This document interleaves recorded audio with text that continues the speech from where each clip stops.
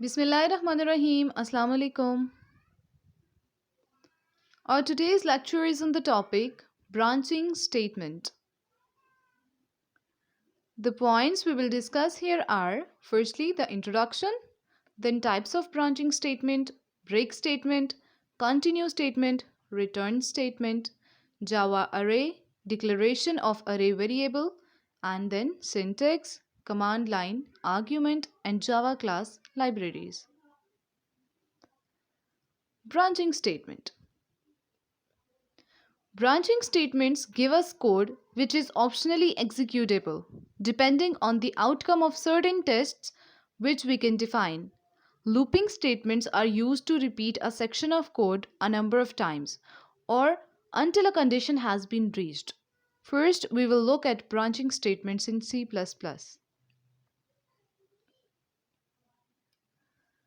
So here are some types of branching statements. Number 1, break statement. Number 2, continue statement. Number 3, return statement. First of all, break statement. Break statement is used to terminate loop or switch statements. It is used to exit a loop early, breaking out of the enclosing curly braces. Syntax, break and terminator.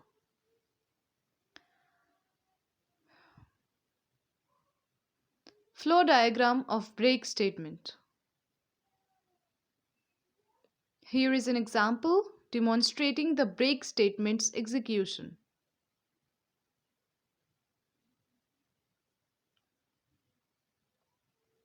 The next one is continue statement. Continue statement skips the remaining code block. This statement causes the loop to continue with the next iteration. It is used to suspend the execution of current loop iteration and transfer control to the loop for the next iteration. Syntax, continue and then terminator. In loops, in for loop, continue statement cause the conditional test and increment or decrement statement of the loops get executed. In while loop, continue statement takes control to the condition statement. In do while loop, continue statement takes control to the condition statement specified in the while loop.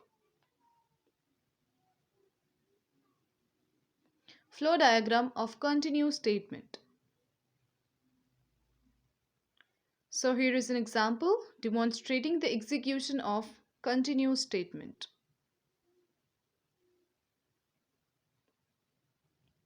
The next one is return statement. The return statement returns the flow of the execution to the function from where it is called. This statement does not mandatorily need any conditional statements. The return statement may or may not return anything for a void function, but for a non-void function, a return value must be returned. Return expression. So here is an example.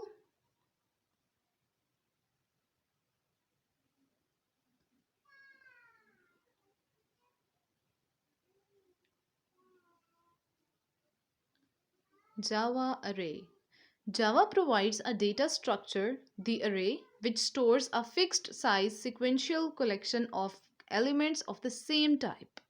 An array is used to store a collection of data, but it is often more useful to think of an array as a collection of variables of the same data type.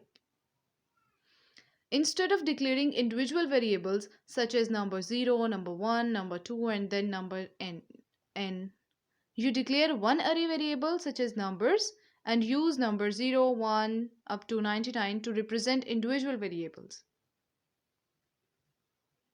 Declaring array variables. To use an array in a program, you must declare a variable to reference the array, and you must specify the type of array the variable can reference.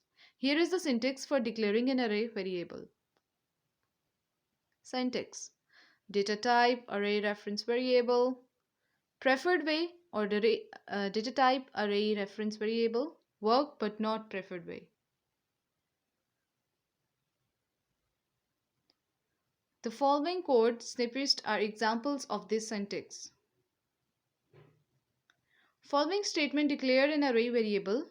MyList creates an array of 10 elements of double data type and assigns its reference to MyList. Double MyList is equal to new double 10. Following picture represent array MyList. Here MyList holds 10 double values and the indices from 0 to 9.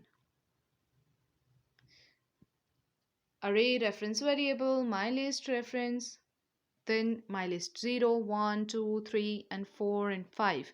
And at 5, array element at index 5. Because index starts always from 0. Command line argument. Command line argument is the information that is passed to a program when it is executed. The information passed is stored in the string array passed to the main function method and it is stored as a string. It is the information that directly follows the program's name on the command line when it is running.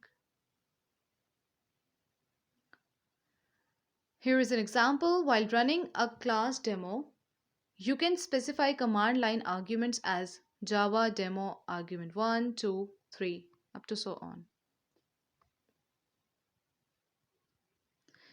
Command line arguments can be used to specify configuration information while launching your application. There is no restriction on the number of Java command line arguments. You can specify any number of arguments. Information is passed as strings. They are captured into the string args of your main method. Working with Java class library. Java is an object-oriented programming language. So in Java programming, main two features are supported, that is class and object. Basically, we know that class is collection of objects and object is an instance of class. The library classes are generally planned with some typical usage pattern in observance, and the performance may be suboptimal if the actual usage differs. We deliver an approach for rewriting applications to use different customized versions of library classes that are generated using a combination of static analysis and profile information. So here are some advantages of library classes in Java. The type constraints are used to control where the Java library classes can be replaced with routine versions without affecting type perfection of programs. The profile data is collected about the usage features of the customization candidates to determine where the allocation of custom library classes is likely to be cost effective. To base on the static analysis results and the profiling information, the custom library classes are automatically generated from a template. Library classes and their purposes. Java.io used for input and output functions, java.lang used for character and string operations, java.awt used for Windows interference, java.util used for develop utility programming, java.applet used for applet, java.net used for network communication, java.math used for various mathematical calculations like power, square root, etc. Okay friends, this is it for now. Thank you for watching this lecture and also write the summary of this lecture in the comment box. Thank you.